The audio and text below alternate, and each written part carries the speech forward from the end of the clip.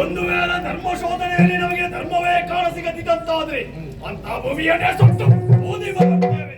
ಮತ್ತೆ ನಿಮ್ಮ ಅನುಗ್ರಹದಿಂದ ನೂತನವಾದಂತಹ ಭೂಮಿಯನ್ನು ಸೃಷ್ಟಿಸಿ ಧರ್ಮ ನೆಲೆಯಿರುವಾಗೆ ಮಾಡ್ತೇವೆ ಅನಿಸ್ತದೆ. ಕನ್ಯಾಕುಮಾರಿ ಅವಕಾಶ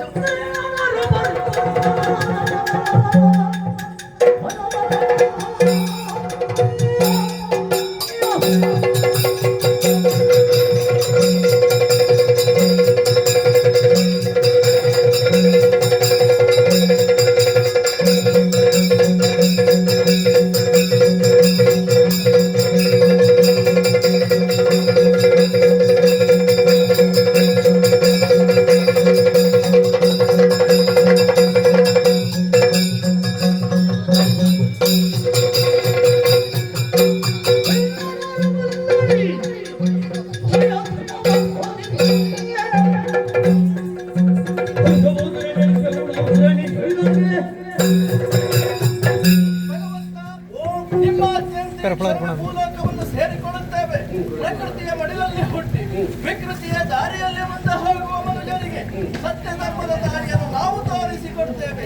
ಆಶೀರ್ವಾದ ಮಾಡಿ ಕಳುಹಿಸಿ. ಒಳ್ಳೆಯದು ಒಳ್ಳೆಯದು. ಸರ್ವೇಶ್ವರ ಹಿಮಾನ್ಯ ಶಿರೋಧಾರ್ಯ ಈ ಕ್ಷಣದಲ್ಲಿ ಇದ್ದೇವೆ. ರೂಪಾಂತರದಿಂದ ಧರ್ಮಶೋಧನೆ ಮಾಡ್ತೇವೆ. ಧರ್ಮದಲ್ಲಿ ನೆಲೆಯಾಗುತ್ತೇವೆ. ಧರ್ಮದೇವತೆಗಳೇ, ನಿಮ್ಮ ಮಾತುಗಳಷ್ಟು ಕೇಳಿದೆ, ತೃಪ್ತಿ ಆಯಿತು.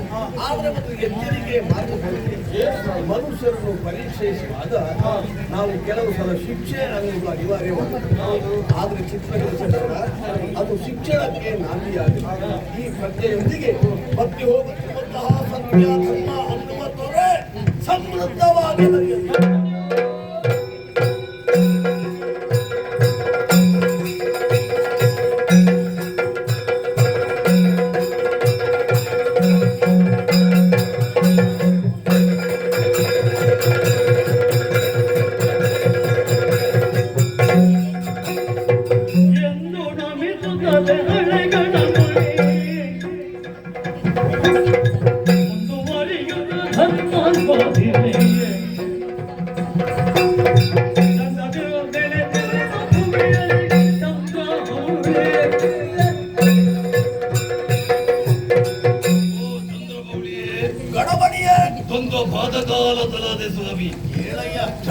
ಮೊದಲು ಪುಣ್ಯಕ್ಷೇತ್ರವಾದ ಕೈಲಾಸದಲ್ಲಿ ಬಲಗೂ ಧರ್ಮದೇವತೆಗಳಿಗೂ ಸಂಘರ್ಷವೇರ್ಪಟ್ಟಾಗ ತಾವು ಮಧ್ಯ ಪ್ರವೇಶಿಸಿ ಎಲ್ಲರನ್ನು ಸಮಾಧಾನಪಡಿಸಿ ಧರ್ಮ ಶೋಧನೆಗಾಗಿ ಇಳಗೆ ಕಳುಹಿಸಿಕೊಟ್ಟಿದ್ದೀರಿ. ಹೋಗುವಾಗ ಅವರಾಡಿದ ಮಾತಾದರೂ ಏನು ಧರ್ಮವಿಲ್ಲದಂತಹ ಧರಿತ್ರಿಯನ್ನೇ ಸುಟ್ಟು ಬಿಡುತ್ತೇನೆ. ಭೂಮಿಯಲ್ಲಿ ಸುಡುವಂತಹ ಅಧಿಕಾರ ಬರಿಗಿದೆ. ಹಾಗಾದರೆ ಹೋದಂತಹ ಧರ್ಮದೇವತೆಯಿಂದ ಏನಾದರೂ ಅನಾಹುತ ಸಂಭವಿಸಬಹುದೇ? ಈ ಭಯ ನನ್ನನ್ನು ಕಾಡುತ್ತಾ ಇದೆ. ಅದಕ್ಕಾಗಿ ಪಾದಮೂಲದ ಒಂದು ಬೇಡಿಕೆ ತಂದೆ. ತಲಗು ಒಪ್ಪಣೆಯನ್ನು ಕೊಡಿ. ನಾನು ಭೂಲೋಕದಲ್ಲಿ ಹೋಗ್ತೇನೆ, ಧರ್ಮ ಶೋಧನೆಯನ್ನು ಮಾಡ್ತೇನೆ.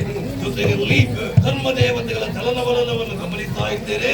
ನನ್ನನ್ನು ಕಳುಹಿಸಿಕೊಟ್ಟಿದ್ದಂತೆ.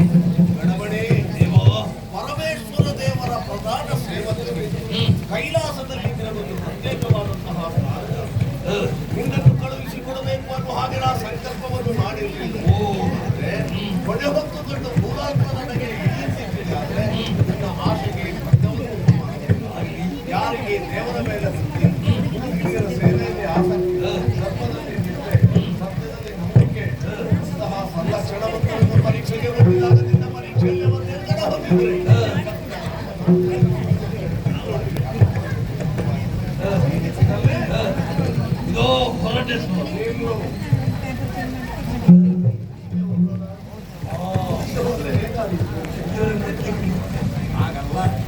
ಈ ದಿವ್ಯಾಕಾರವನ್ನು ಕಾಣುವಂತಹ ಚೈತನ್ಯ ವರ್ತಮಾನ ಕಾಲದ ಹಾಗಾದ್ರೆ ಏನು ಆನ್ವೇಷದಿಂದ ಹೋಗಬೇಕು. ಈ ಧರ್ಮ ದೇವತೆಗಳಿಗೆ ನಿನ್ನನ್ನು ಸಲ್ಲಿಸಿದ್ರು ಅವರಿಗೆ ಪರಿಚಯಿಸಿಕೊಳ್ಳಬೇಡ.